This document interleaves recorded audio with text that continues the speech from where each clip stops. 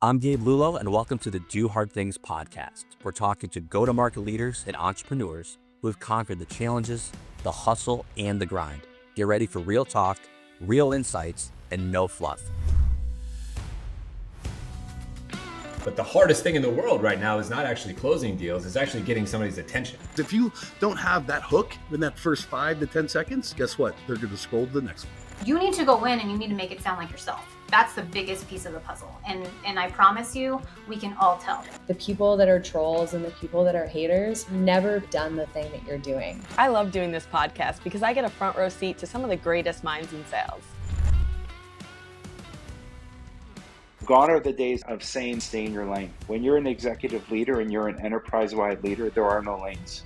You've got to be partners. Curiosity is like when the type of questions you ask is sometimes the value that you bring. I need you to tell me when you're ready to buy or what you're ready to do.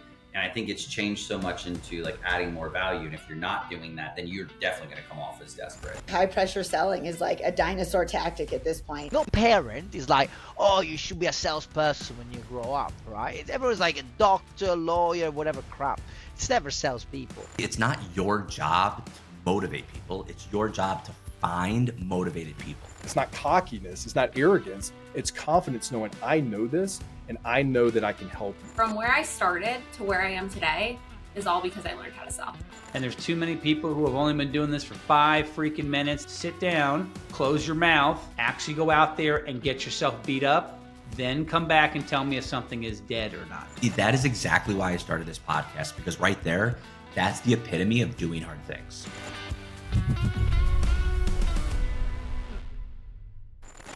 Welcome back to the Do Hard Things podcast with Lexi and Gabe. Today's guest is Ben Wright, CCO at Icana and the sales strategist behind hundreds of high-performing teams and millions in revenue growth. With over 25 years in sales, 5 startups, and $40 million grown before a successful exit, Ben knows what it takes to scale. Whether it's one-on-one coaching, team workshops, or soon-to-launch group programs, Ben helps founders and sales leaders grow faster, lead better, and win more without burning out. Ben, welcome to the show. Welcome back, everyone, to the Do Hard Things podcast with Gabe and Lexi, and I'm so pumped to be introducing our friend Ben. Ben, welcome to the show. Thanks so much for coming on. Thank you, Gabe. Thank you, Lexi. Very nice to be on. It's early here, but always worth getting up early to talk to you both. Yeah, we're global. And thanks so much for getting up early. And then it's late for us, so we are, you're around the world for us, and we love having a global presence, of course. But I remember being on your podcast originally, and thanks so much for having me. And we met there, and then now we've been able to collaborate in many ways. And we're excited to have you on our show. So you're known as the sales strategist, right? Businesses turn to you when they're really serious about growth, right? But it's that kind of trust is earned. So really, let's hear that origin story. Tell me a little bit about, how did you go from the startup trenches to helping companies grow from 0 to 40 million and beyond? How'd you get started in this? I almost had that reverse journey where I actually started in corporate. And in fact, growing up, it was always, my parents always said, you're going to be a doctor or a lawyer, or you're going to go down that really typical path of more intellectual, I think, than business driven. And straight out of there, I said, you know what, that's what you're telling me to do, but I'm going to find my own path. And I ended up very much in the sales world. So I was corporate for 10 years. But I remember this distinct moment when I was sitting with my leader at the time. I was in his office. We'd had a pretty good year, and I just felt the rhetoric around credit being taken for everything that had been done by one central person, i.e. my leader. And that didn't sit well with me. I thought, hang on, there's my team that have done things, there's teams around us, I've contributed as well. And at that moment I thought, I've had enough of this. I think I might go and try something else. So sure enough, I picked fruit and vegetables and milk to go into, right? I mean, a fair shift, right? You go from a corporate world where it was very much around dealing with C-suite and the medical world at that point in time, and very sophisticated and well-structured environment, to the fruit and vegetable markets. And globally, they're all pretty similar. They are hard places to exist. They are not for the faint-hearted. So I did that for a couple of years, built a great little business, but it really burnt me out. And from there, I realized, wow, I've got the taste here to go and do things myself. So 5 or 6 businesses now have followed since that. And along those journeys, we've had some terrific successes. One grew, went 0 to 40 million ARR in about 6 years, which is pretty quick. Might have been 7 years by the end. And we were sold out to the second largest energy retailer in Australia. So really significant player, 10 billion, $12 billion balance sheet at the time. And then along the journey, a few other businesses as well. So I finished up that and had to sit down and say, well, I'm moving my family from the city out to the regional coastal town, and we live now in a place called Noosa in the Sunshine Coast in Australia, which is one of the most beautiful places in the world. But of course, that doesn't typically lend itself to business. So we said, okay, what do we need to do? And for me, and it's very much what I'm coaching leaders about now, is around leaning into your strengths. And my relative strength is in the sales landscape. It's sales strategy, it's building capability and process and teams. So I jumped into that, and here we are a few years later, with businesses anywhere from well-funded startups through to, I think my largest customer turns over about $5 billion a year in revenue. So just a little business with they'd be getting close to 100, I think, out in the field. And for me, that leaning into my strength around sales strategy, I think, is something that I've learned to really embrace over the last few years and helps me be a lot better at what I'm doing. Yeah, that's an amazing story. And I know since that, another thing that you've also dived into is being CCO at Icana. So I'd love to hear more about that, what drew you to the mission there, and what growth looks like in that role as well. Yeah, it's a great question, Lexi, because I'm 42 now. I exited the Echo Group, which was our business that was probably the most successful of what we've had, about 6 years ago. It might have been 7 years ago now. And along that journey, lots of opportunities pop up. It's very natural once you've been in that market, opportunities tend to flow a little bit more quickly to you. So I would say that I've had about 50 opportunities kind of come through my way over that period of time. And I have to be frank, there's only really been one other that's even slightly interested me. And I can't think in the last 3 years of anything that's interested me at all until I kind of came in. But it was something about the product, and I won't go into too much detail about it, but it's AI-driven coaching. It's all about analyzing calls, web chats, audio off your video calls, those type of things, measuring about what you're saying and providing coaching around it. But the bit about Icana that got me was that it measures how you say what you say, right? So your pacing, your tone of voice, your inflections, those type of really hard to measure parts of your job. But for me, what I've typically regarded as important as what you say, right? So you can, doesn't matter what you're saying really, if you don't deliver it well, then at the other end, it can be really hard to build that relationship. And there was something about that for me that said, oh, hang on, this is really cool. This is a little bit different to what I've seen, and he's leaning into the side of sales that I don't think gets enough attention. So, plus on top of that, Eric, who's the MD of the business, he's 25 years in AI. We think about that. 25 years ago, I was 17. There was no talk of AI back then, right? So he was one of the really early builders of the AI landscape. So yeah, something got me there, Lexi, and I've decided to jump in, and scaling for that looks like a race. It is an absolute sprint now, because at a point in time, these tools, there's lots and lots of technologies out there around the AI and the SaaS space now. They're going to start to converge. The bigger players are going to start to pop in, grab those businesses and bring them all in under one roof. And to an extent, we're seeing a little bit of it now. Certainly happened in the energy game where I was in my last major business. So it really is a race, and I think for me that's one of my strengths, and where great entrepreneurial businesses thrive is being really agile. So being agile and super super fast is the game for growth here, for Icana in the coming years. I love that. I mean, I say it all the time. I've said all the time is, me teaching and coaching sales reps forever. It's not what you say, it's how you say it, Mm. right? Anyone could read a script, but why does Brad Pitt make millions of dollars reading a script? It's because of the performance, right, of those words that someone else written. And in sales, it's very similar to that. And I love that analogy, and I love what the tool is doing. We're huge fans of the product. Staying on topic with those early days, right? So when helping those companies grow and those startups scale, what was that early chaos that really taught you that no textbook or even an MBA or anything in school would ever teach you that you got from that? Yeah, and look, Dave, that's a great question as well because you're spot on. That doesn't matter how much you learn, getting thrown into that washing machine is an experience that's difficult to thrive in until you're actually there. The chaos in startups for me is really positive, right? Yes, you've got to be able to understand where to play within that chaos. There has to be a level of control, right? So you're meandering down a stream.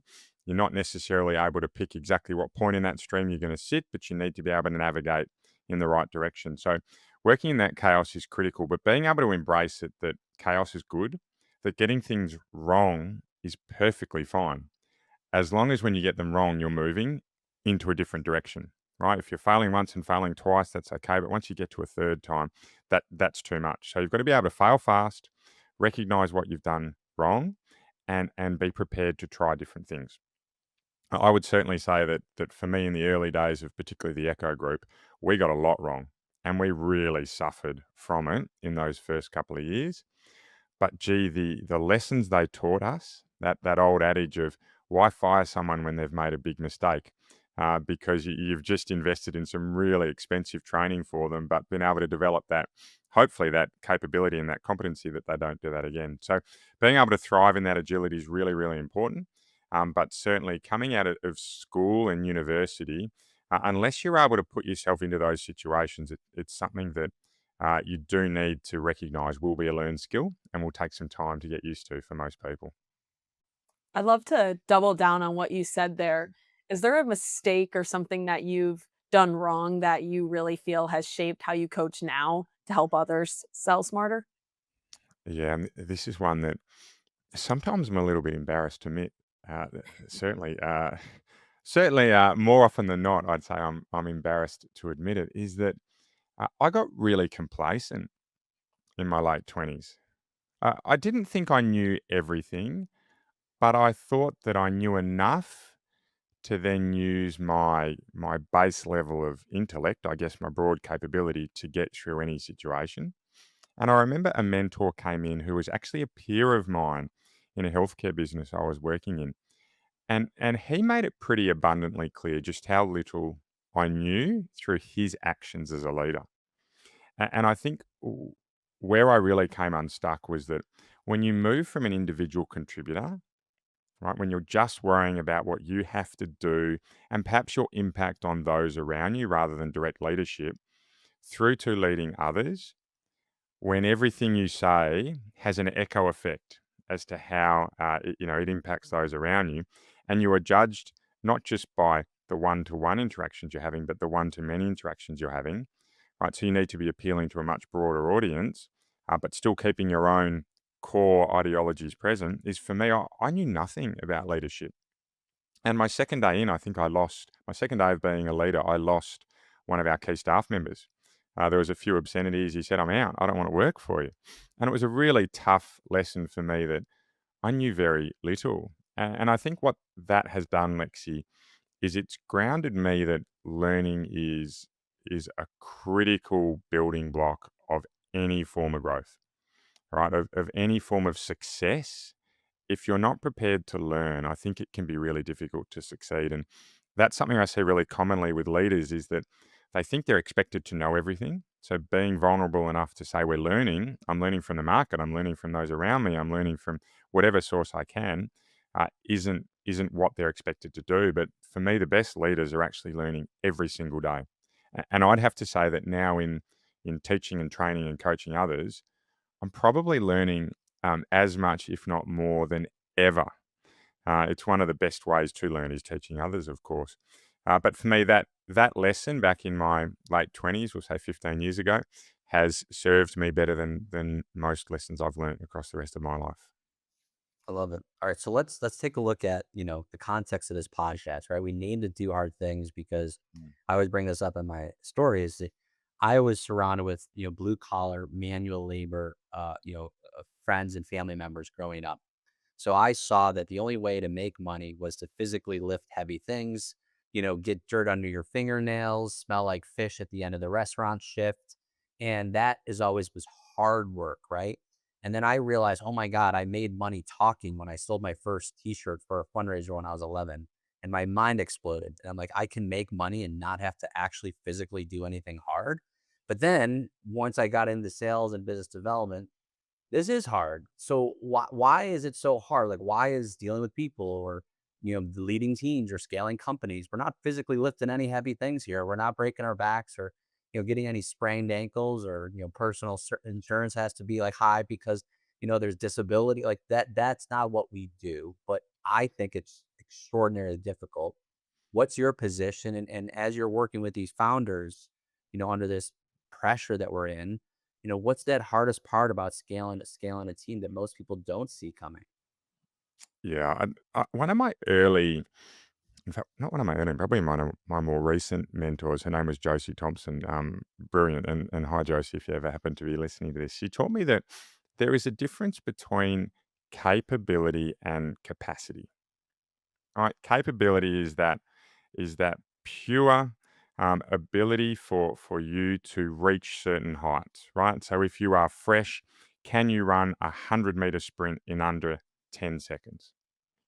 Right, you may have the capability to do that, but do you then have the capacity right now? Right, and the capacity is not always about your capability, because if I've just asked you to go and run a marathon, and then at the end of that marathon, I say, hey, I now need you to run that 100-meter sprint in under 10 seconds, it's going to be really difficult for you to do that. Right. So what Josie taught me is that often how you perform is not about your capability, but it's about your capacity. And I see so many founders and leaders hit capacity, which means they aren't able to tap into their maximum capability. And what that looks like is customer problems, team problems, being dragged into meeting after meeting after meeting, right? Admin, not knowing how to effectively use a CRM, it's huge, the spectrum. But once you hit capacity, your capability becomes less relevant. So these brilliant founders that know exactly how to build a business or build a concept, when it comes to going to market, they quickly reach capacity. And then from there, the obvious answer is you build a team. But there is no more effective employee, in my experience, at a general level than the founder of the business, right? Particularly in sales. Founders always close, for me, the most deals because they have a passion that is unrivaled. And it comes across in the way you talk. You cannot fake it day in, day out, meeting in, meeting out, moment in, moment out. So once you hire that next role, that generally for me that performance will drop a little bit. Of course, there are specialists and there are people that are better at sales, and you need to take that into consideration. But then the next role and the next role and the next role gets harder and harder and harder because you're moving further and further and further from the founder who's able to provide the best insight into the product, the best training on the product, the best level of passion. So what becomes really important for any founders that I'm working with is, regardless of whether you're building a sales team, an operations team, a finance team, is you have to have a system that's repeatable, right? A process that people can follow. And that often gets mistaken for a script, right? Scripts are directing you what to do. You're reading from that. A framework or a process is guiding you in the right direction. I use that example of heading down a stream. So having the right processes and frameworks in there allow you to make sure that the majority of the team are doing mostly the same things most of the time. So for me as a founder, that's where you got to spend your time when you're starting to build your teams, is get your base level process right, and then let people do what they do from there within that framework. That leads me perfectly into my next thought. Sales leadership today isn't just about hitting numbers, it's really about the people. How do you help those leaders bring in the people that actually want to show up and avoid them from burning out? Yeah, yeah. Another leader expectation. Certainly for me, 20 years ago when I started, or 18 years ago when I started in leadership, was that expectation that leaders need to know everything. Leaders need to set the pace. It's always about being out in front, and people need to follow what you do. I think for me, where things have changed, particularly post COVID, is the importance of getting buy-in from your team. I think there has been a balance shift away from the importance of a professional career. I think it's still very important to people, but maybe not as high in the pecking order as it was pre-COVID, particularly with generations coming through, right? There's a real recognition and a loathing for balance across their life. So if work doesn't fit in, if work doesn't meet that purpose, then okay, great, we'll go and find something else to do. So being able to have your team buy into the strategy you're building, right? And I talk about 5 things when it comes to a high-performing team, and one of those is building your strategy out. Bringing your team in to not necessarily set every element of the strategy, but having some input into some of that strategic planning, for me is really important, because then you've got a team that said, okay, hang on, I've set this target. We want to grow the business by 30% by broadening out into these products, into this geography, at this time, right? I'm a part of that, right? So I need to make sure that I'm delivering. So for me, that's a terrific way of engaging teams in exactly what you're doing. But then it also comes down to how you implement it, how you're making sure that whatever those strategies you build become omnipresent in everything you do.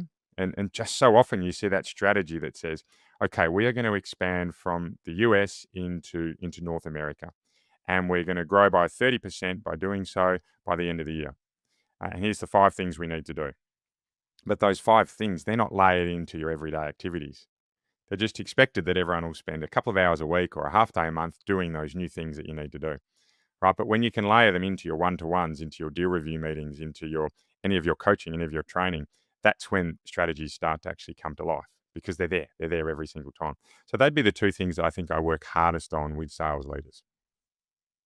So I think energy, I relate it to like coffee, right? The more, coffee grounds you put in the water, the richer and it gets, and the less, the more watered down it gets.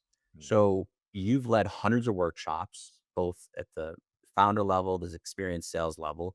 You've delivered hundreds of development programs, but people always describe you as having endless positive energy. And I have had multiple conversations with you, and every single time I get off a call with you or a Zoom with you, I always feel like, I don't know, I just have this energy, and it's like it just transfers. Like I'm like, okay, this is gonna be amazing. And it's always extremely positive. There's a lot of other people that do the exact opposite. So where does that come from, that endless positive energy that you're able to instill into others? Yeah. Look, it's probably another lesson hard learned is my, certainly I think I do know how to light up a room, but in the early days of being a leader, I also recognized that I knew how to bring a room down. And I think that was a behavior. And I remember a really specific example. I was actually yelling at our warehouse manager when we were building the business. And I walked back upstairs, and my business partner at the time, he said to me, "What's going on?" He said, that wasn't cool. And I said, "Yeah, you're right." And genuinely at that moment, I said, I need to stop this, right? I need to make sure that the best side of me gets seen more than the worst side of me. And that's actually the first time I've ever told that short story. Actually, you are in my life. That is the first time I've told that. It's something that I haven't always been. Well, I'm certainly not proud of it. And this was 12 years ago. But since then, I've worked really hard on making sure that I'm bringing that positive energy. It doesn't always mean I'm saying something that people want to hear. But I think when we go back to the Icana reference around measuring not just what you say, but how you say it, for me, I really make sure that even if I'm delivering a message that's not so positive, I'm saying it in a way that has genuine care, wants to see the best for someone or a business or a customer, whoever it may be, in the right tone where you can engage with people. So I think that is a big part of it. And look, the second part is I work really hard on my personal fitness, like super hard. I've just come off doing an Ironman triathlon. It was brutal. I'm not sure I'm going to rush back, but at the same time, I'm swimming. I swam just over 3 miles this morning before we come in. I'm doing something every day, and for me, when I'm fit and strong, I can bring that energy all day. I don't need coffee. I don't need to do much else other than exercise and eat really well, and I can bring that. So I think having the mindset, but also supporting it with what I know works for me. Like Gabe, I think for you, I'm going to guess it might be motorcycles or something like that, right? there's some things in there, right, for everyone that's different. So I think they're the most important things. And I recommend the same for leaders is find what lights you up. It doesn't have to be the job, but it can certainly be a way of being that does. I love that. And I kind of want to double down on that whole thing about what lights you up about the work you're doing. I know physical health is huge for you, but also what lights you up about everything that you're building at ICANNA and how's everything going? What's the growth like? And tell us more about that. Yeah, of course. So for me, what lights me up is, often people say is helping people.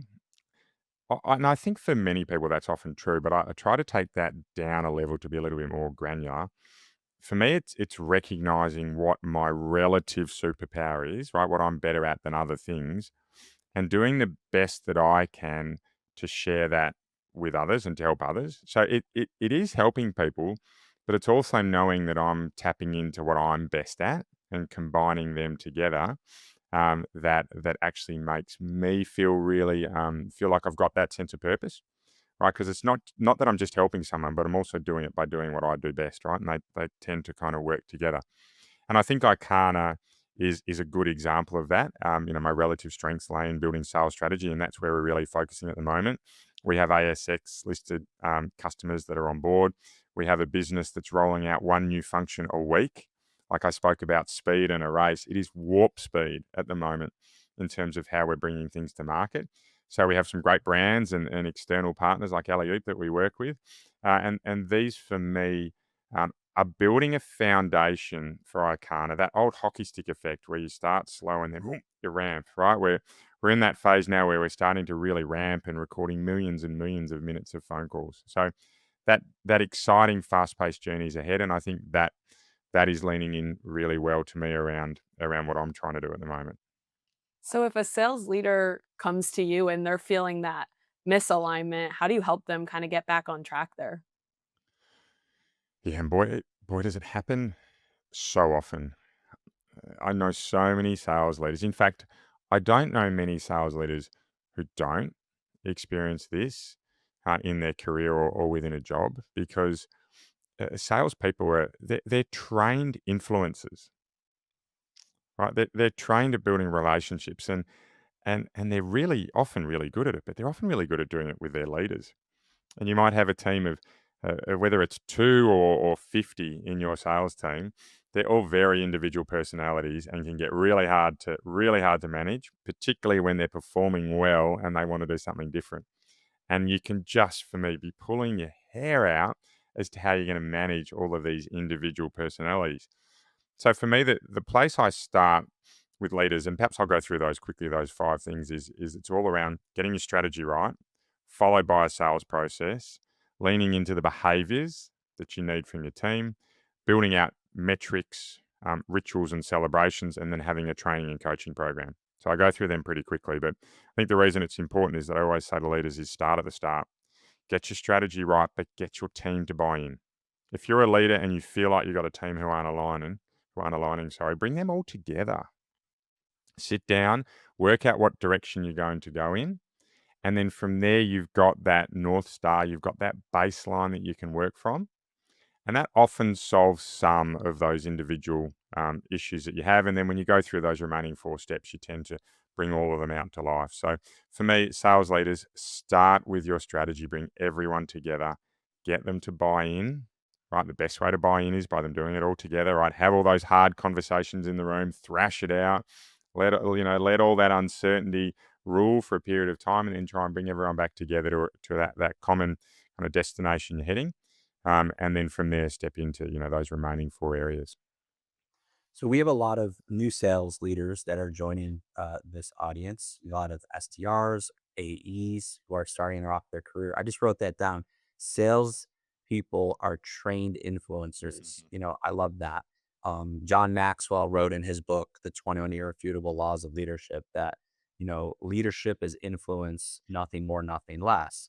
So if your ability to influence people to move forward and to do something you want them to do, that's essentially sales. So it's really hard to get all of that training and all of that support that you need to be a really skilled salesperson from the company.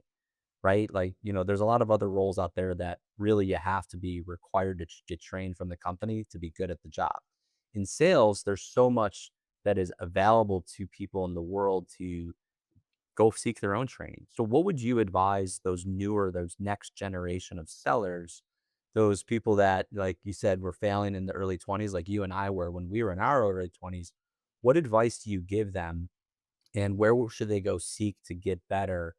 Because we all know that their company is not going to be 100% responsible for that. Of course, of course. The first thing I'd say is be patient with yourself. I think it's fantastic to want to grow quickly in your career, to want to take on new roles and to ascend really quickly through the ranks. But there is such a thing as ascending too quickly and hitting that glass ceiling. And I have to say, by 27, I was sales leader for a $50 million a year business, and I hit that glass ceiling. And it took me a couple of years to work through that. So I'd certainly say patience is the first piece, but that's not going to get you there. All that's going to do is help you tolerate the journey a little bit better. To help you get there, what I'd suggest you do is I talk a lot when we're building sales processes around gaps. Sit down and work out where you want to be next. Right? What is it? Is it leading people? Is it being a specialist in a certain area? Is it becoming a generalist across a number of areas, right? To move into general management, for example.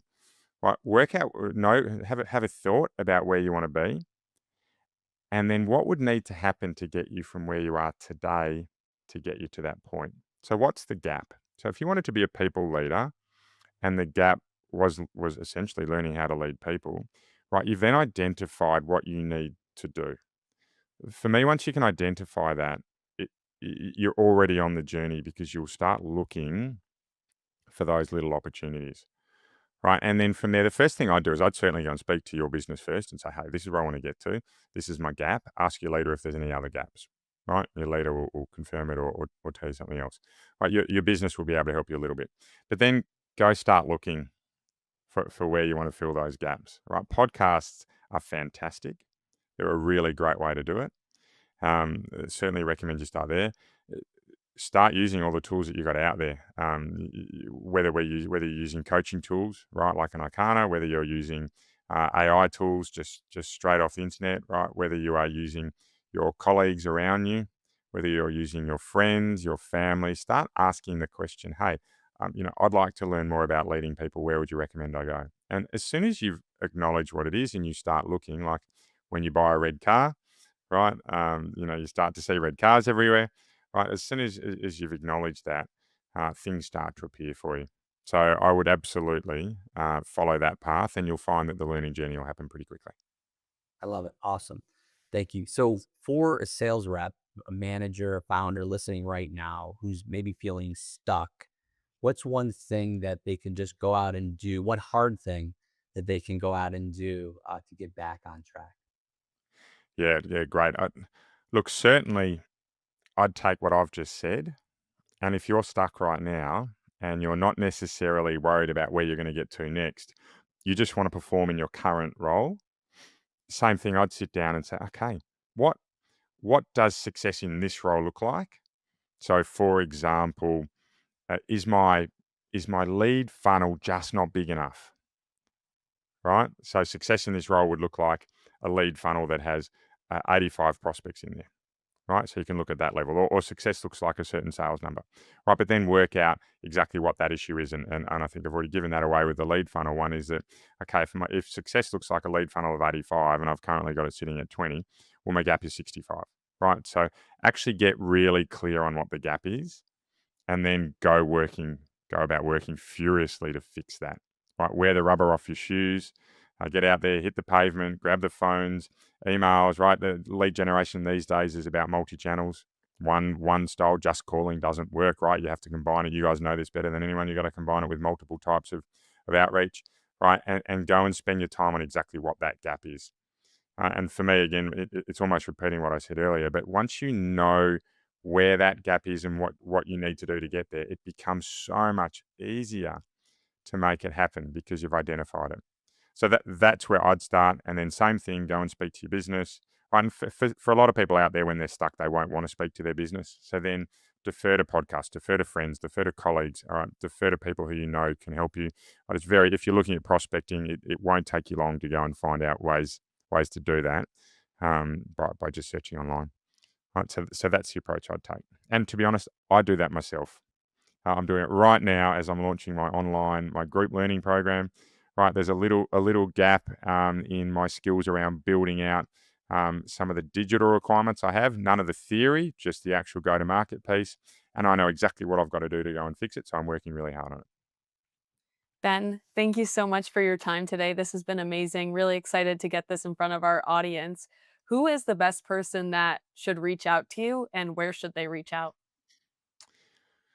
Okay, so I think sales leaders are absolutely the people that I tend to work with the most. So leaders that are particularly new into role or in the earlier stages of their career. So they've been in a leadership role for 1 to 10 years, right? And they're still absolutely learning how to build teams, but also they recognise that they simply can't do everything or learn everything themselves, right? They might have that gap and they're looking to reach out to people that can help them, right? That's very much where I tend to step in. And I then work with them and their teams to help them grow, right? We work together to grow capability. And look, and certainly on top of that, business owners, founders that are looking to really supercharge their sales growth and build in some systems, I tend to work with them too. So they're the most common. In terms of where to find me, I think LinkedIn's probably the best place. Coach Ben Wright. Otherwise, you can find me through Stronger Sales Teams. I should say we have a podcast out there. I'm generally not difficult to find. So if you go and type in Sales Strategy Ben Wright, you should be able to find me there as well. And look, I'm more than happy to have a chat with anyone that, even if you just need to bounce an idea.